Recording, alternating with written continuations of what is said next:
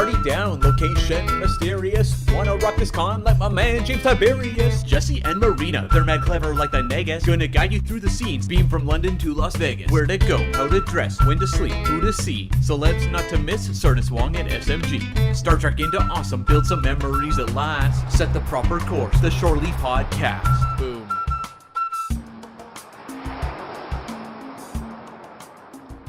Welcome to the 72nd episode of Shore Leave, your Star Trek Convention Community Podcast. I'm Jesse Okendo, and I'm here with my co-host, and I haven't seen him forever. And who are you? Hi, I'm Marina Kravchuk, other co-host. And yes, Jesse, it's been a pretty long time since we did anything, seeing that the convention circuit is officially dead for the year. Yeah. But thank goodness for the virtual stuff. So we're still here, we're still talking, and Trek is certainly very much keeping alive considering how many virtual events we have, and the not to mention continuing product releases and announcements and the upcoming seasons and everything else. So we actually have an interesting topic and a very special guest for this particular episode. We're going to be talking about the Eaglemoss book releases for this year. And the special guest is, I'm sure, going to be a familiar face and name for many of our convention circuit regulars. And of course, those who do appreciate a good Star Trek reference book. If I start naming the names, I mean, those who certainly collect the official Starships collection will recognize him because you probably met him at the booths at Star Trek Las Vegas and Destination Star Trek. But also, let's see, we have, oh my goodness, look at all these book series. So we have the Designing Starships, and we have the handbooks, and we have Trek Yard. Well, yeah, the shipyards. That's right. So a whole lot of amazing manuals and books. And of course, those who, going way back when, who still treasure their Star Trek fact files and Star Trek the magazine will recognize him. And that is, of course, Mr. Ben Robinson. Ben, thank you so much for joining us at Shore Leave. This was a very lengthy intro, but you can tell that we're very, very excited to have you on. Welcome. Oh, it's all very flattering. I'm very pleased to be here. Nice to see you. Great. Well, I have 85 ships of my own, so I've seen your name more than once. Oh my goodness, Jesse, I have to say I got you beat because I think I just received, let's see, what was the last one? 176, 177 or something to that extent in my Starship collection. That is just a never-ending excitement. Yes, it's a lot of starships. Let's put it this way. I would say so. All right. So, Ben, I've seen you at quite a few conventions, so I know that you're a lifelong Star Trek fan. But as an intro to our discussion, could you please basically talk about your own fandom? And in particular, being the writer, how did your writing path, writing and editing, sort of led you into the publishing, creating and publishing all sorts of different Star Trek reference materials, whether it's books or manuals?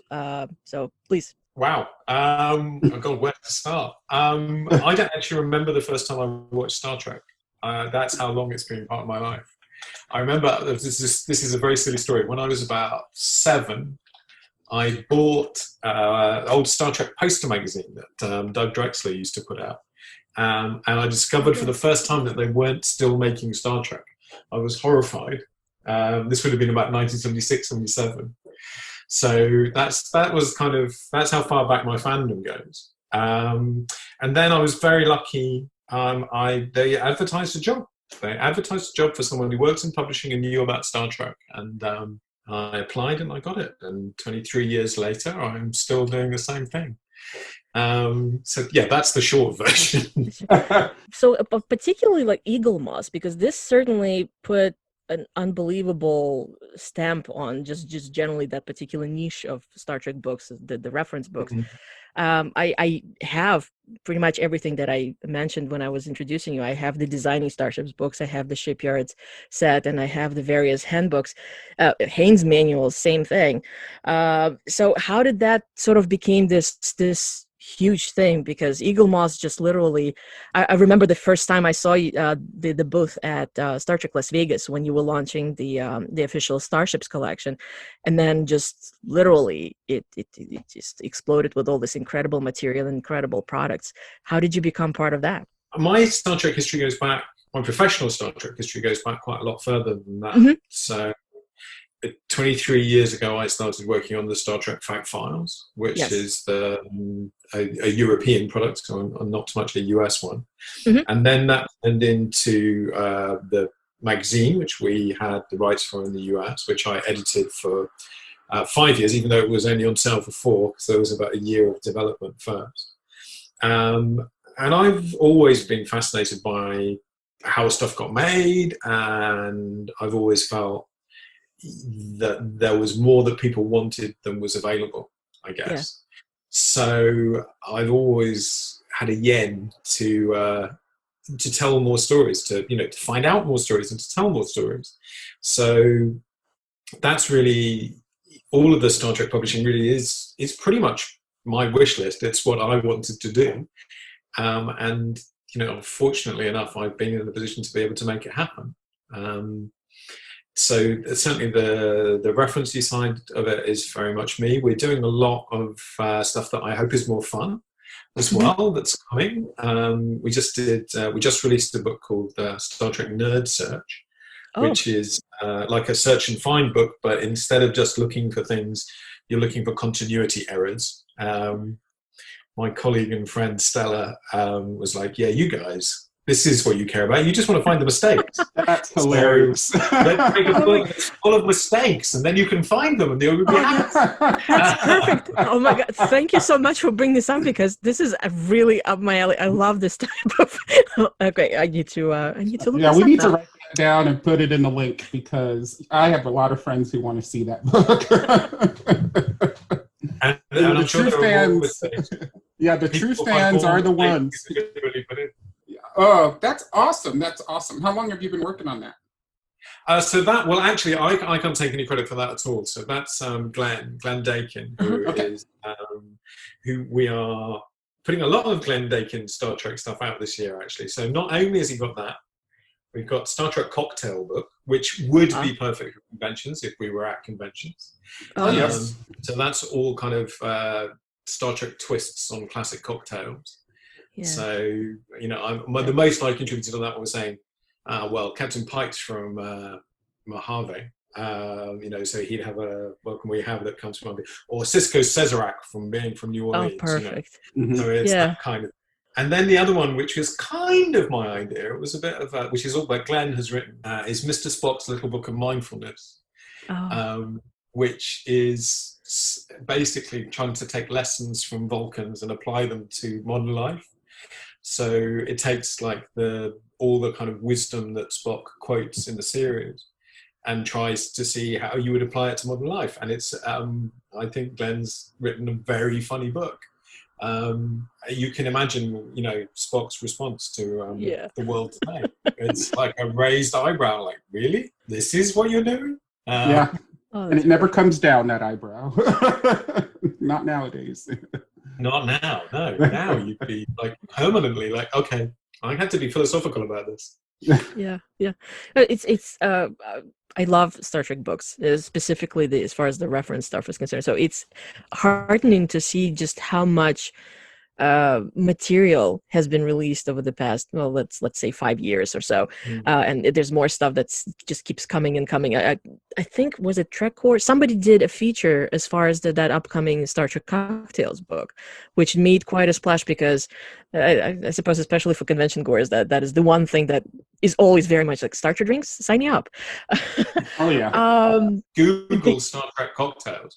You get 4.5 million results. Yes, exactly. Somebody loaned recipes for the drinks from the original Quark's bar at the Star Trek The Experience. Somebody loaned it to the bartenders at the Masquerade in Rio for Star Trek Las Vegas. And I have to say that whoever did this is a genius, because I remember people just kept making circles. It was like, and I'll try this one, and it would be like the pattern buffer or the Borg Queen or the ever popular warp core breach. But that one was a bit of a rarity, because that's that's a warp core breach, exactly. I started saying that seeing that we're in yet another anniversary year, and which is the 25th anniversary of Star Trek Voyager, we do have new Voyager reference books coming out.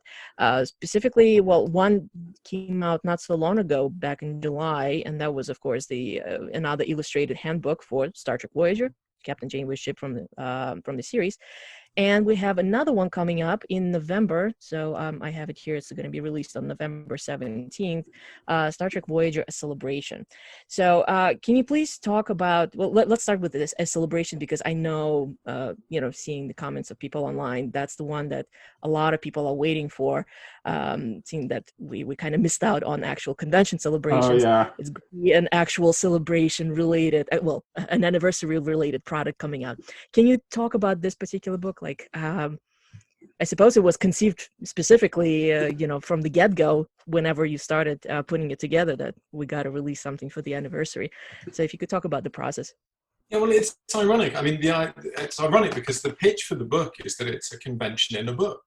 So, oh, that's awesome. The idea is it would be, if you could imagine the greatest Voyager convention, where every actor's there, all the writers are there, you've got every department, and everybody's kind of telling you what they did and telling their funny stories, and it's there, in a book, because not everybody gets to go to a convention. And I think also, there aren't many conventions that have every guest you could possibly imagine. So that was the genesis of the idea for the book. The other thing that we did, I think, 30 interviews. We interviewed all the principal cast, apart from Jennifer Lee, but we talked to everybody, talked to all the writers. I think literally everybody who'd been on the writing staff we talked to. Wow, that's awesome. Yeah, and I have to tell you, the thing about Voyager is they are the loveliest bunch of people you could ever talk to. I spent 2 or 3 months, and like 2 or 3 times a week I would be doing this with, either an actor or a writer or one of the VFX guys. And every single one of them was really lovely. They're all really, really nice people. And they all have good, funny stories to tell as well, which are in the book. Yeah, Marina and I, that's our favorite series of the franchise. That's our favorite series mutually, yes. I was going to say that the thing about Voyager is it's really interesting going back, because I think at the time, it got a little bit of a hard rap, I think, we'd come off the heights of TNG, and, people weren't quite at the time as in love with Voyager. But what amazes me is when you go back and look at it, it just really stands up. What a good show it is. How much it did change things as well, which I think at the time maybe people felt it wasn't doing. Yeah, like for me, Voyager came on at a time where, I just, that whole family feel of Voyager, and I know you had that through all of Star Trek, but Voyager especially, because they were stuck out in the middle of nowhere and they kind of just had to lean on each other. So that always impacted me, even to now. So I love the show. It's really interesting looking back at it, because it has some of the great bits of Star Trek in it. Seven is an extraordinary character. So is the Doctor. These are like 2 of the greatest Star Trek characters, like really defining ones.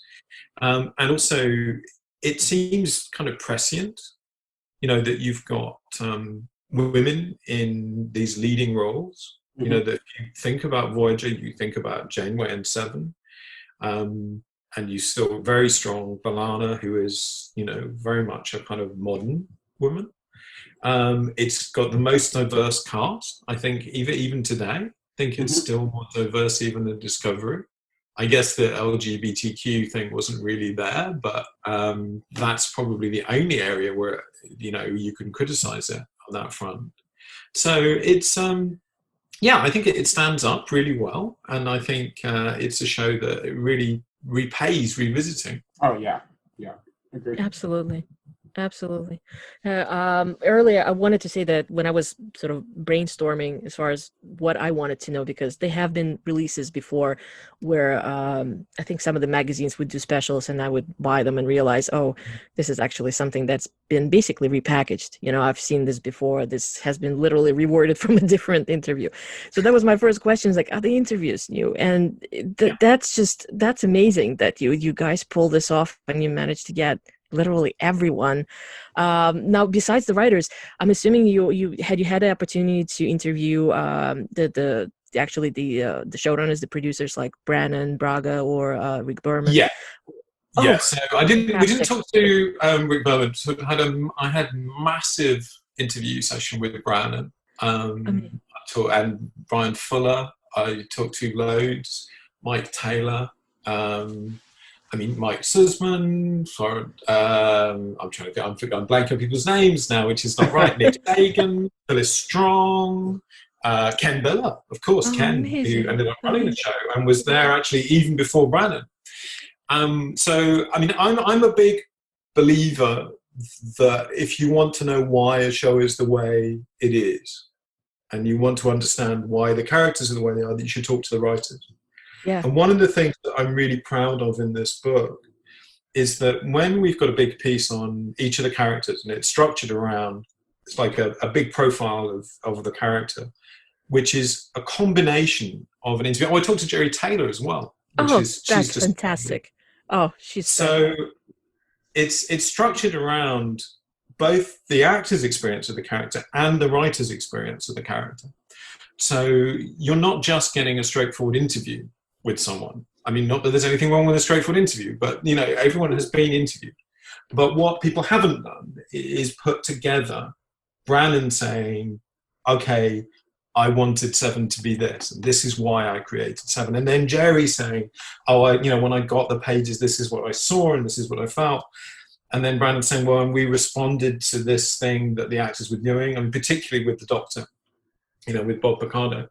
So I hope it tells the whole story rather than just these kind of partial views of things, which I think you tend to get. Yeah. Yeah, I think that's, I don't know that I would have thought of that, getting, because that's what we all live for as fans. We want to know what you do, like when we're not seeing you on the screen. What would Captain Janeway be doing? What would her drink be? I think it's pretty neat. So, but also, it's interesting because it's what the actors can give you. So what happens with the actors is that they're at the end of the process on the whole. So they get something. So Bob Picardo talks about the fact that he didn't understand the Doctor at the beginning. He just didn't get it. He was like, I've been cast in the most boring role in the whole thing. Yeah. And that he brought a certain kind of Bobness to it. Yes, that's perfect. As David Livingston put it, he said, you might as well have called him Bob. And so, when he has that line in the pilot where he says, tricorder, medical tricorder. And he said that was kind of the key to the whole character for him. But then you have the writers saying, oh, we saw what Bob was doing, and we thought, oh God, that's interesting. Let's give him this or give him that. So there's always that interplay. Television isn't. I really, really don't believe in the kind of auteur theory of television. It's all about lots of people working together to create something. I hope that we managed to bring that out in the book. I was looking at, I've had this saved on my Amazon list for as soon as I heard that it was being released. They do have the content, the listing of the chapters as part of the part of the listing. And when I was looking through it, I see that there are some of the episodes are sort of, the separate chapters, the key episodes. Was there a specific method of how you decided to select them? Everybody knows that the Timeless is probably going to be there in the Year of Hell because these are always the standout episodes whenever Voyager is mentioned. Obviously also the finale and the pilot. But what about the others? How did you decide which key episodes to pick? I thought what will really annoy people. No, that's not quite how I did it.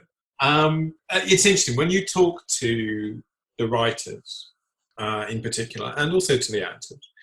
You realise that certain episodes were important to them. Yeah. And it's not necessarily for the reasons that we as fans might have.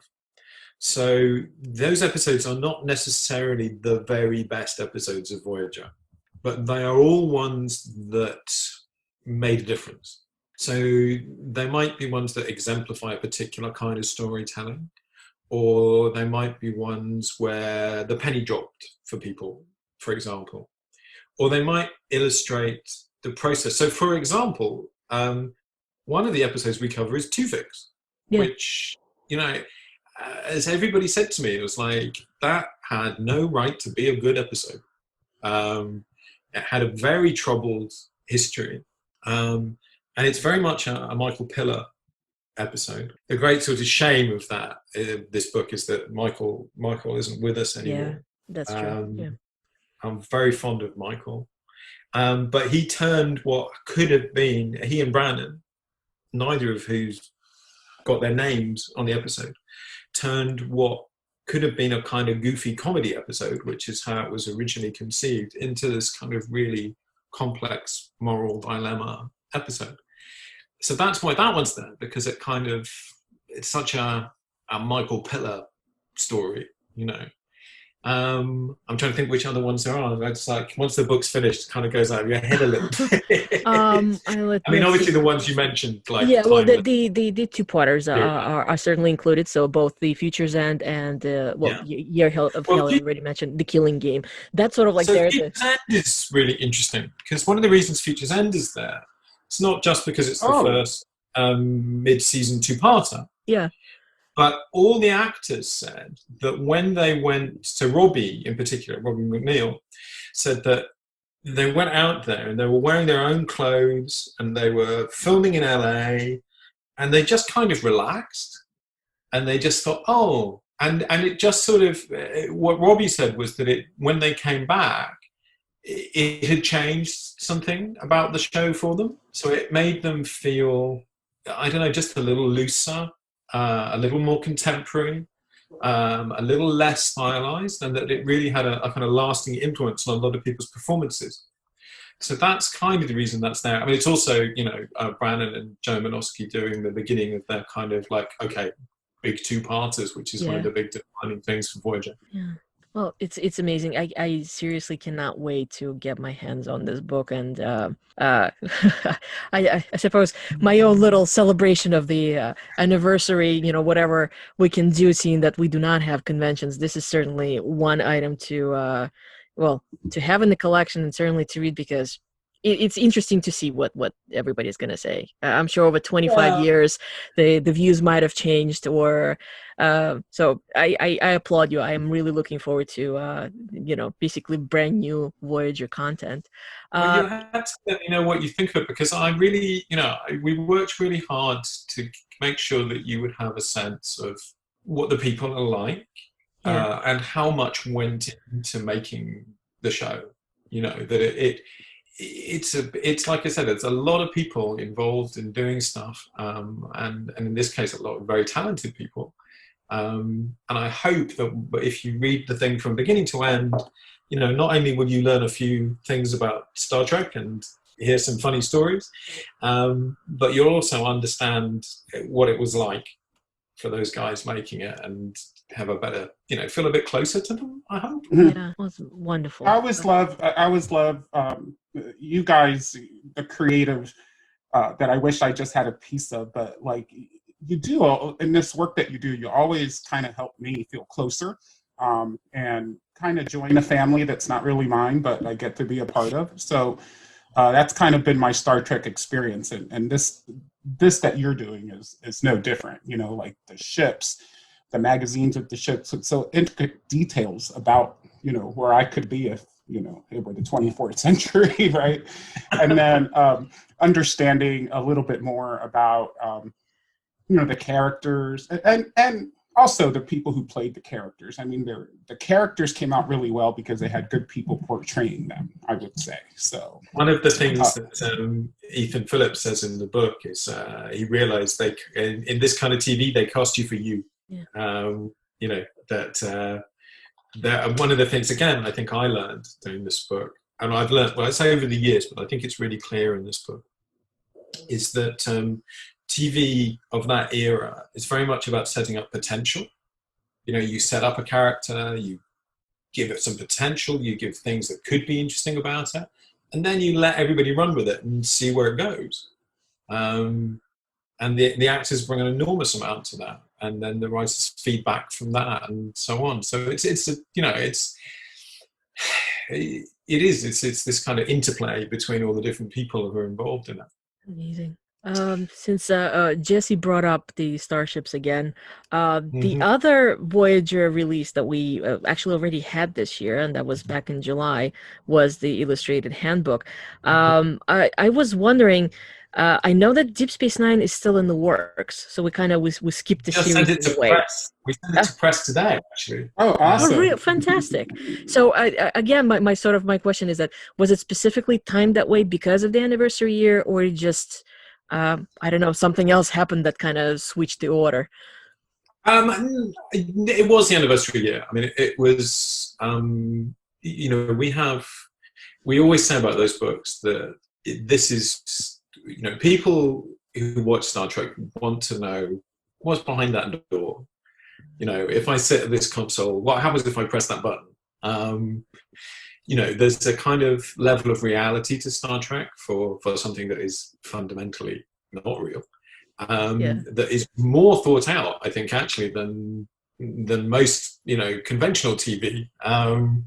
So that those books are very much meant to kind of make you feel that reality, I guess. Oh yes. You know, and to show you, you know, people's quarters, or oh look, there's the science lab, which you've forgotten was in Voyager because they only went in there twice. You know, it's that kind of thing. That sense of reality, which I think is a really big part of Star Trek's appeal.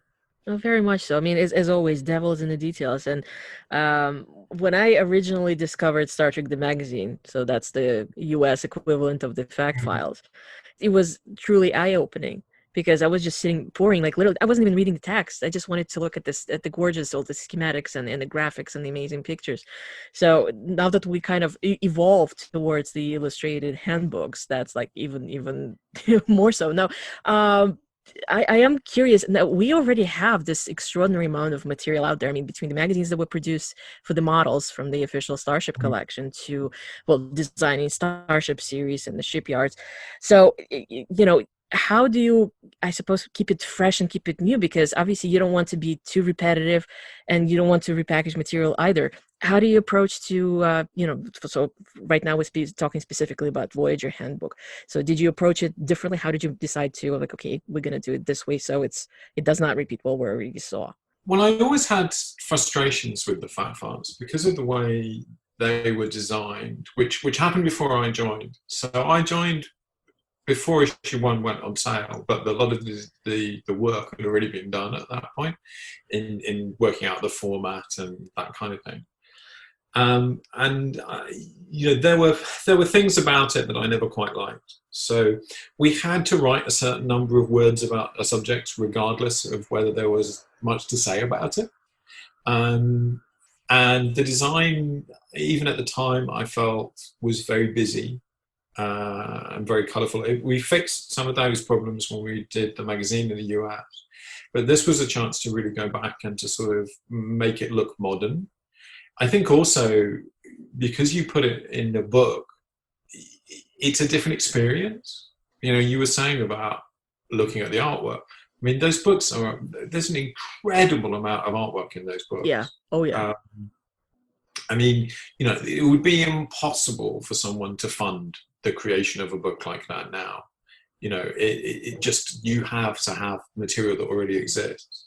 Mm-hmm. So really, it's about presenting that in the best possible way, and about organizing it in a way that, you know, gives you that more of immersive experience, I guess, when you've got it all together. And like you say, you can go, oh, and this is what's down that corridor, and this is, you know, putting it that way, I think automatically makes it new and different. And, you know, I think there's some, you know, certainly the illustrations and some very very well made, very beautiful illustrations in those books. And our job is to kind of get out of the way and let them do their job and sing. So when you're working with the books, how many people do you kind of work with that are providing that kind of creative detail for you guys to publish? Well, I mean, it varies depending on the book, obviously.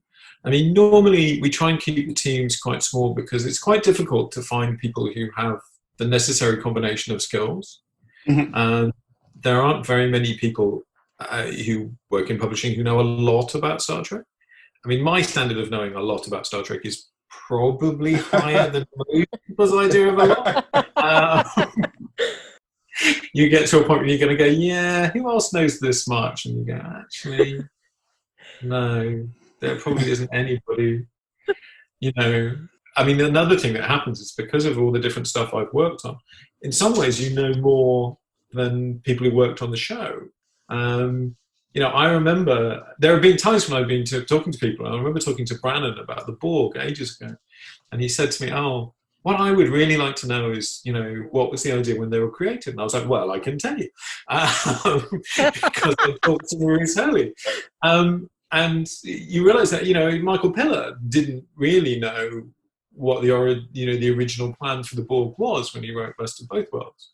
It didn't really matter to him, you know. That wasn't the point. So that kind of, you know, having had the privilege of working on Star Trek for a good chunk of the last 23 years, is that you're in the middle. You know, I've kind of talked to everybody at some point. I mean, it's never everybody. There's always somebody else you haven't talked to. But sorry, I've gone off on a tangent. I didn't answer your question. It's a team. It's normally about half a dozen people work on each. Oh, no. This is what this show's all about. So have you, with all the new content coming out, have you kind of gotten into the new content with like Picard and then Strange New Worlds that's coming out and Lower Decks now? Have you been able to get there yet, or yeah? I mean, certainly. I mean, Picard is I know the guys who work on Picard very well. I'm very good friends with quite a few people working on Picard. Lower Decks, I've met Mike McMahon, and we've obviously had a bit of a look at the ships, but can't talk about that. So that's what we like to hear. When you can't talk about it, it means look out. I can't possibly comment. So I know the guys, particularly on Picard. I know the guys on Picard better than I know the guys on Discovery. Though I know the art department guys on Discovery pretty well. I mean, Ryan Denning's still doing stuff on that, and there's stuff I really can't tell you about for Discovery season 3. We like the tease. There's stuff. There's going to be stuff. There's definitely jaw-dropping kind of stuff. There's stuff that people go, no. That is people will be like, oh wow, about you know, some stuff that's in there. Well, you look back, what, 3 years ago, and where we had heard for like 5 years in a row, hey, we're going to get new Trek content, but you never got anything more than the movies, and everybody just wanted TV. And then boom, Discovery hit, and it's like we're on this fast train to space. I mean, I love it, and it just keeps me excited, you know, because even with the pandemic, we still have content, and that was kind of one of my fears. I mean, other than dying, you know, it's like in the scale of feelings. Might not be more subject. It's like, am I going to get to see this new content I kept hearing about? So I'm happy that we're in a day and age that we can do that, and that's almost space age in itself. So yeah. I mean, it's interesting, and in terms of like the behind the scenes content, the new shows have so much bigger budgets than even, you know, TNG or Voyager did. You know, the amount of material that is generated behind the scenes is significantly more. Yeah. And also, fortunately now everybody does everything electronically, so they keep it. You know, I mean, I'm obsessed with concept art. All those designing books are just my personal obsession. Mm-hmm. But fortunately, John Eaves kept 98% of the artwork that he generated and has it all. But some of the other guys, don't even have anything anymore. So now the advantage of everything being kept on a server is, there are like, okay, here's the artwork for every prop, here's the artwork for every ship, and every iteration of it. So yeah, there's an awful lot of the behind the scenes stories to tell on the new shows. Awesome. There's a lot to look forward to. I'm sure all of that will eventually become yet another set of even more reference books. Yeah, it's my house isn't big enough, buddy. Yeah. I had a quick question, and this is sort of one of those, maybe pie in the sky. I'm just curious if Ben, you know anything about this. Now, obviously, we now have the illustrated handbook, so it kind of, I suppose, the question of necessity, why would we even want it now? The amazing line of the Haynes manuals, I always wondered, was there ever any plans to do a Voyager one? Because I know Rick Sternberg mentioned something to the effect that it would have been great to have it. I mean, he certainly has a whole lot of materials from when he was designing Voyager, but now that we have the illustrated handbook, is that something that will definitely never happen, or is that a possibility? Can you talk on the Haynes books, I was just an author for hire, so you have to ask them. I know Rick pitched. Rick had always wanted to do a Voyager technical manual, obviously, and in fact, when we were doing this illustrated handbook, I did actually contact Rick and say, "Hey, look, do you want to do the Voyager technical manual, and we can do it together with this, and we can expand on it. We can, the handbooks really just, how can I put this? They document what we saw on screen. They don't go into the kind of speculative universe expansion area. Mm-hmm. Yeah. And there's a room for books that do that, but it's not really been where we've been. I mean, the only one that I've done like that was the Haynes manual for the Bird of Prey, where I had an enormous amount of fun extrapolating on culture. That is a beautiful, beautiful book. Oh, I'm glad you think so. We just supplied the CG files to the production for some reason. I can't possibly comment on what that might be. Interesting. So yeah, I'd love to see some of the stuff. If as a consequence of that, some of the things that are in that book that are not canon became canon, I would be overjoyed. That would be lovely. Oh, that would be fantastic. But yeah, so I think we will have to take the place of any Haynes manuals. No one has asked me to do any more. Yeah, it would have been, if it ever would come to pass, it would certainly be a fantastic thing, and I would certainly look forward to adding this to my library.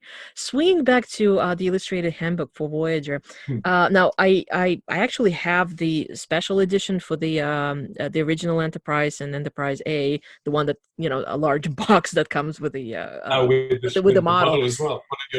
One of your 170 models, yeah. Oh yeah. And I know that there was one which I need to invest into, but I have to watch my budget. I know there was one that was done similarly for Enterprise D. Will there be similar for Voyager? Like special editions that come with the models, and I don't know, presumably similar. No, we don't have any plans for that. It was an interesting experiment. I mean, they did okay; they were fine, but I think we realised that a lot of people who were interested in these books had already bought the model, particularly for like the really big hero ships like that. And also when you go into bookstores, they want the book to take up a little bit less space as well. They only get so many books on the shelf. Yeah. So no, we don't have any plans for that. I mean, I have ideas that are not quite yet plans to do. There's a lot of Trek publishing that I think is ready to be done. I mean, one of the things I'm really pleased with about the Mindfulness, which also, by the way, comes with associated merchandise, is it's a different kind of take on Star Trek.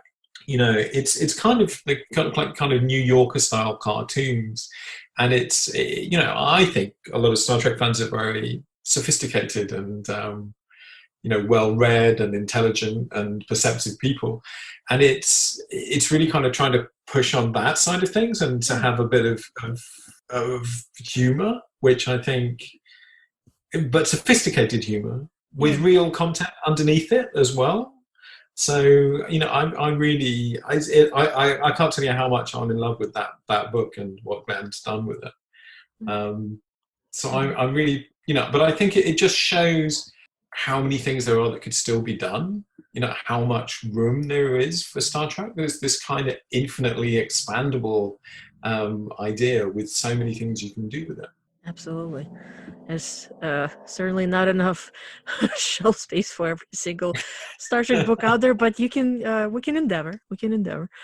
I wanted to sort of, as a conclusion to our chat, Eaglemoss is obviously a fan favorite. I'm sure pretty much everyone who listens, who's ever been to a convention, whether it was Star Trek specific like STLV or DST or any of the Comic-Cons, Eaglemoss is, I always see a ton of people around. It's very popular.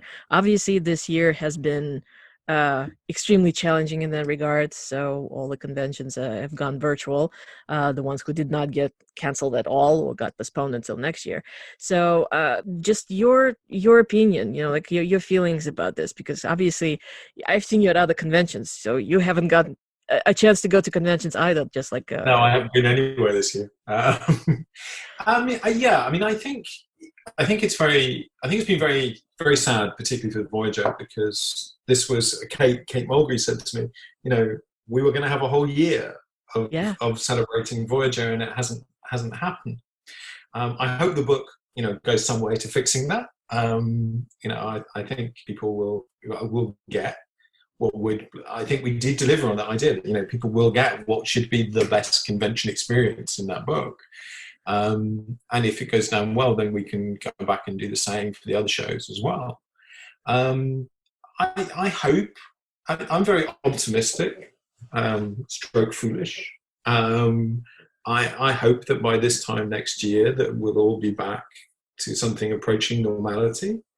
I think maybe all of this will accelerate us 5 minutes further into the future. So I think there probably will be bigger online component to the cons coming forward, because I think people have seen how many people will engage with stuff like that. So I hope that makes them more inclusive. I'm looking forward to that. So Marina and I have talked about that a lot, right? And what we've noticed, we've had opportunity to be part of these conventions, and we've hosted a happy hour, and whatnot. Virtually. Yeah, virtually. Yes. Yeah, they couldn't come to my house, but you could still be happy for an hour. You could. But what I absolutely loved about it, and I didn't think I'd love it, is to see how many people we reached who can't get out of the house, just can't get out of the house, whether it's finances or physical, or they have to take care of someone. Those people that we reached kind of just filled my heart that we could reach those people, and I'm hoping that we can keep doing that. Yeah. Well, I think, when I said it about the Voyager cast and crew being really, really lovely people, and I think that's the biggest takeaway I've ever had from Star Trek cons, is that, Star Trek fans are really nice people on the whole. I mean, I'm sure we can find some exceptions if we work really hard, but if you embrace the ideas behind Star Trek, you are probably going to be a nice person. You're going to be keen on infinite diversity and infinite combinations, and that, I think, is the way the world should be. So, it's good to get those people together in the same room when they're not going to infect one another with a deadly coronavirus. Yeah, Absolutely. Well, I tell you, Marina and I, we were on the Star Trek cruise, and our cruise was ended a day or two before the cruise industry just stopped. And we saw a little bit of what convention life is. You can't put your arm around any of the guests. You really shouldn't hug each other. The masks weren't a big thing. Actually, not at all. anywhere we went. And it just escalated since then. And seeing what happened on that ship to where we are now, I mean, I am just hoping that we take that step into the future, because I don't like it. I don't like walking into a public store and feeling like everybody's a burglar. I'm a big believer that things get better. Yeah. There are little setbacks along the way, but I always say to people, like, come on, what point in the past would you want to live? Because even when I was a kid, there was no decent heating in people's homes, and the food was pretty much limited to your local cuisine. You didn't have all these kind of exotic fruits from all around the world that you can buy now. Life, on the whole, life gets better all the time. And yeah, this has been a tough year. This is, but I still think it's a blip. I think, we are, there are obviously challenges, but I believe in the future. Yeah. Yeah. I agree. On that hopeful note, let's wrap up. This will end badly for me now. Something terrible will happen to me tomorrow. There you go. He believed in the future. Look what it did to him. So as far as our little wrap that we normally do, where can people find you online? And if there is anything that you would like to plug or mention, please go ahead right now. Well, we've talked about the books, but I am really pleased with all of the Star Trek titles that we're releasing this year, particularly the second half of the year. So I urge people, particularly to pick up the Nerd Search to see how many mistakes they can find, and I'm willing to bet they will find more than we put in there. Awesome. And that's out now, so you can get that now. And then we've got cocktails for those of us who will need a stiff drink to get through the end of this year, and Mr. Spock's mindfulness to give us the wisdom to treat the world with a little bit of humor. So that stuff I'm really super proud of. The Voyager book, because I did it myself, and because I think it's the book that Voyager should always have had. I think it's turned out really well. I don't want to be immodest, but I think it's the book for Voyager. And I hope everybody will agree with that when they've got it. Certainly, it's a hefty book. It's like 270 pages or something like that. But part of me wishes it could have been 570 pages. So part two, a second volume. Second volume, something to consider. I have a plan, long-term plan, which would multiply this out. I would love to do a proper big book for every season of every show. Well, that would be fantastic. Oh yeah. It's a lifetime's work. I probably wouldn't survive long enough to finish it, but that's that. We would all read it, I'm sure. Well, there is just so much, as I say, there's still so much out there to say. So those are the things that I'm proudest of, and I really enjoy. Believe it or not, I actually took, although I wrote most of it, I still took the Voyager book to bed the other day, and I was reading it thinking, this is pretty good. And you should be proud of your own work. Well, it's not always. There are times when you're like, I never want to see this again. A few years later, you feel a bit different. So those I'm really proud of. And I think, my goal for the next year or so is to start expanding what we do in the world of Star Trek, so that, we will carry on doing ships. And I think, I'm sure people will carry on enjoying them. But there's more. There's a lot more that can be done with Star Trek now, a lot more that I think people would enjoy if we can put it in their hands. So that's where we want to be, expanding on the possibilities. Absolutely. And doing the things that should always have been done as well. Wonderful. So where can people find you online in case they would like to follow you? Find me on Twitter is probably the best place to find me. I'm a bit erratic on Twitter. I'm so busy at work at the moment that I haven't been able to get on there as much as I would like. But also as a company, we are, everything we do now is under the Hero Collector brand. So herocollector.com. is our website. And in fact, we're going to start putting some bonus content up for these books. So if you come and sign up, and we'll tell you about all the extra stuff that we're going to put out. We've even got even just sorted out some bonus content for the Deep Space Nine illustrated handbook. So I'll leave you to imagine what that might be. But there was StarTrek.com shared, and I think I tweeted out a bigger version of it. We did an extra spread for the Nerd Search, so you can find these things. So you can just you can give it a go online. You don't even have to buy the book. I shouldn't be saying that, but if you enjoy doing it online, you should go and buy the book. So we're trying to do this kind of stuff to give people a chance to sample stuff. So yeah, come and have a look at us online. And we'll give you stuff. But hopefully what we will give you is pleasure. Absolutely. Yeah. So that's where we are. Wonderful. Thank you so much. Thank you. Jesse, where can people find you online? Oh, me, I am at Outrageous Okendo. That's OUTRAGESOKENDO on Twitter and Instagram, and under my whole name on Facebook. And also, along with you, my friend, we are administrators of the unofficial Star Trek Las Vegas convention group, keeping it strong till next time. And you can find me under my full name on Facebook, or at Dracorex, DRAKKOREX, on Twitter and on Instagram. And of course, you can find Shore Leave both on Facebook under our very long official name, and at Shore Leave on Twitter. And as you know, Shore Leave is part of the Triquewater Transmissions Network. If you enjoy what we do here or any of our sister network shows, please consider joining our Patreon. You can either go to patreon.com/The Triquewater Transmissions, or visit our network webpage, which is www.thetriquewatertransmissions.com, and click on the Patreon link.